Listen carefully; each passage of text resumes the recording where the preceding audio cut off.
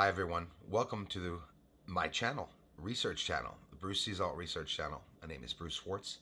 I'm from Montreal. I studied ufology and astronomy, and I've had the great chance of being able to capture several UFO sightings. We're looking at one right now.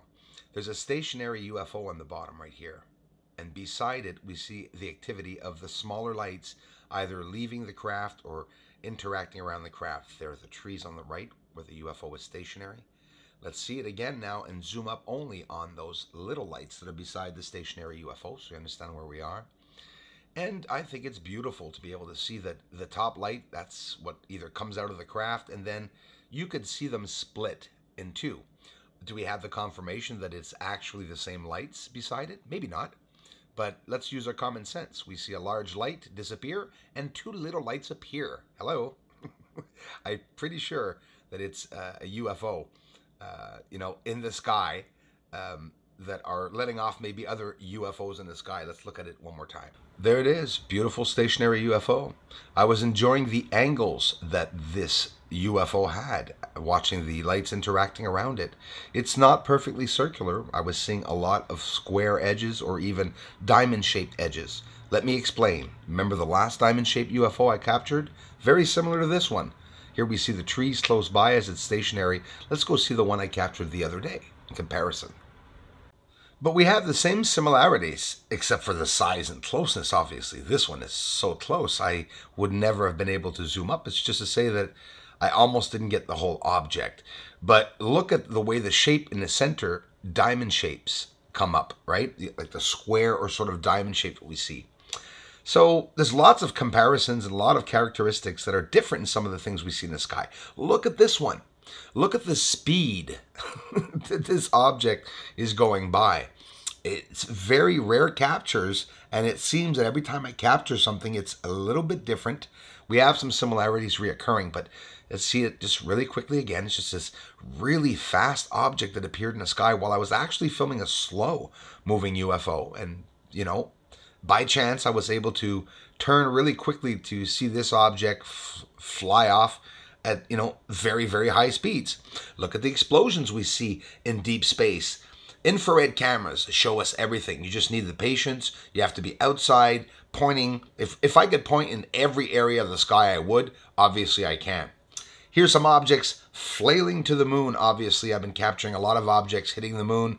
And, straight up science. I mean, we're capturing these things where I feel that I've been hearing in science, and when I was younger and on television, meteors and asteroids, oh my God, I never thought I would be able to get my own chance, in my lifetime to be able to try to capture some of these things and to find these amazing things on the moon. But let's talk about these things, okay? Because as amazing as they are a little scary also. You think of Auschwitz, you think of concentration camps, you think of schools, you think of prisons, you think of... I'm trying to get your minds to thoroughly evolve. Just put every possibility in your head, right? Every possibility of exactly what could be there. Use your common sense. You don't need to know if someone's credible or not. I'm showing you construction with lines and 90-degree angles. And that is the proof that we need to find out if something's on the moon. One of my favorite areas, sinus iridum, at the end of the promontorium. I'm not going to hide it. Nothing's hidden here. And look at the lines. This is over maybe 50, 60, maybe 80 kilometers, okay, wide. And look, the whole mountain end. And you're seeing not just connections in 90-degree angles. You're seeing connections to square structuring that is cut out in certain angles to obviously fit inside of the mountain. Imagine them hiding structures inside of the mountain. I know it's true now. I have my confirmation, and this is why I'm here to share it with all of you. When I've presented this work, almost never, ever have I ever presented it as being something dreadful, as being something horrible, putting scary music saying we're going to be invaded and get our kids stolen, and that now there's someone on the moon, that there's going to be a war, the end of the world. I'd be a liar. I think anyone would, because they don't really know the outcome. It's okay when someone gives their opinion and they say, I believe that that is up there. And that's all I'm doing. The association of what is up there and with what is going on down here, I'm not going to necessarily stand up and come out and say it. Maybe not even give my opinion. Freedom of speech is not descending an association with someone. Many people understand different otherwise. But a freedom of speech is being able to say that I believe something's up there, that I believe that I've just confirmed that there are buildings and structures up there. And again, it's just my belief. But look at all these connections and everything in the way everything is connected. If that doesn't scare you, well, I don't believe you. And if you tell me you don't believe that it's constructed and up there, I don't believe you. You can't think that. If you think it because I would have maybe tampered with something, okay, I respect that in a very, very big way, because I'm the same. Listen, I can get through bullshit, like most of you, and I can tell when someone's trying to manipulate something. But I've given you the area, I've given you the location, I've told you the sizes of some of these objects. They're there. We'll be going back to get them all the time. It's not something that I made up or that I created in a fake program. We have lights appearing and disappearing on that moon. I was able to capture them and show the little details that no one's showing. It's the little bit of smoke that is left and the atmosphere around it, the lights interacting on the surface, showing us signs of constructed objects. And we're not talking about little areas, friends. We're talking about areas 30 to 100 kilometers wide. I'm sure there's more areas even wider than that. Probably the entire moon could be filled with structures. Are they recent or not? We don't know.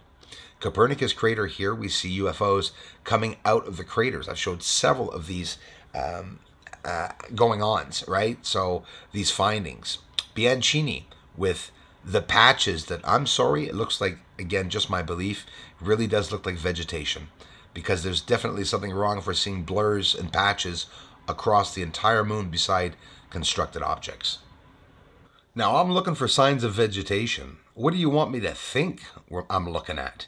When you see the patches are green, look at them. All the patches on the moon that I've shown in 4 years and 4 months are green. This is Plato Crater, right in the bottom in the center. You can see the whole crater there. We're right on the crater. Go look when it's not beside the Terminator line. You're not going to see greenery like that. That is Plato Crater with green around the surface. What I'm pointing at, getting my finger over blocking, is the transient lunar phenomenon that NASA themselves talk about at the end of Plato Crater. Why don't you guys at NASA show the people the greenery and all this? There's no way in hell that they're not going to be interested. Come on, look what's up there. Unless something is deliberately being hidden, right? And that's the conclusion that I've come to, that there are things hiding from us. Look at the patches, right? And these patches are all green. There's an inversion, but in reality, they are all green without filters. Hazes, clouds on the moon, hiding objects moving by under the hazes and clouds by the hundreds, and nobody knows it. In the last video, somebody asked me, Bruce, what does it look like when you see a UFO in the footage before zooming in? Is it possible to see? Is it very small? Is it very big? There it is. Yes, very small, very hard to see, obviously, and they're tiny, right? They're about a mile wide, the objects that we can see. So asteroids whizzing by the sun. And last night I was outside with the infrared camera, and 2 days ago actually tried to get some, yes, because it was snowing yesterday, so the day before yesterday, just a couple of shots of what I saw in the sky. You know, constellation of Leo, said that there were meteor showers where meteors were coming down from constellation of Leo, fireballs. Didn't see anything. Look at this, I missed it, so upset. What is it? Going by very slowly, actually, yesterday, 2 days ago, with a beam of light at the end of it. The UFOs are still very present, my friends. They're still out there.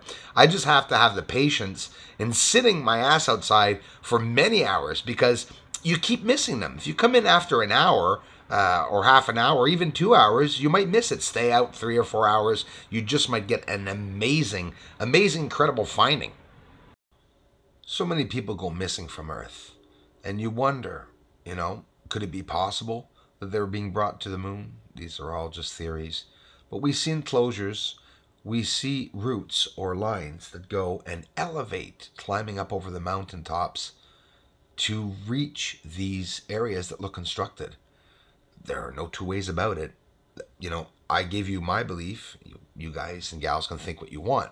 Either way, no matter what we think, it's not going to change what's up there. That's for sure. Here, zooming into the surface, you can see a beautiful blur. I don't know. I don't really see the blur in any of this. Maybe it's because I understand the camera a bit more than some of the people that don't. I don't know. But the surface is there perfectly.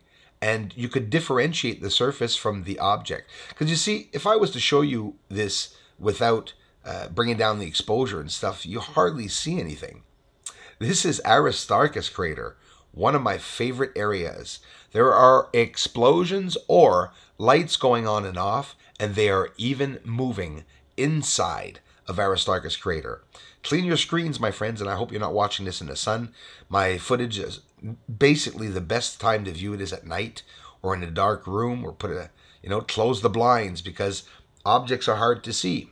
We're far away, right? We're on Earth. We don't know how far the moon is exactly, right? Like concrete confirmed evidence. We have a hard time getting information by the big associations speaking to us about space. Right? And again, that's just my opinion. That's why I believe my channel lasted here, because I'm not putting any association down, but I sure as hell am going to share my findings. Thanks to each and every one of you for coming to this channel. If it wasn't for my amazing community, this channel wouldn't even exist.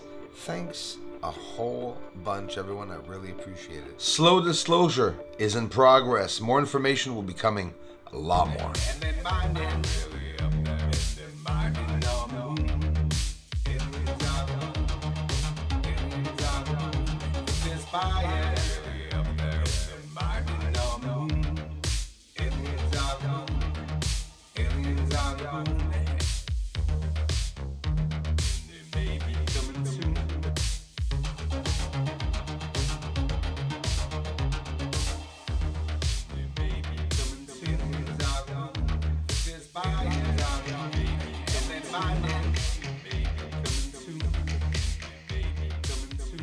This is Houston. Say again, please.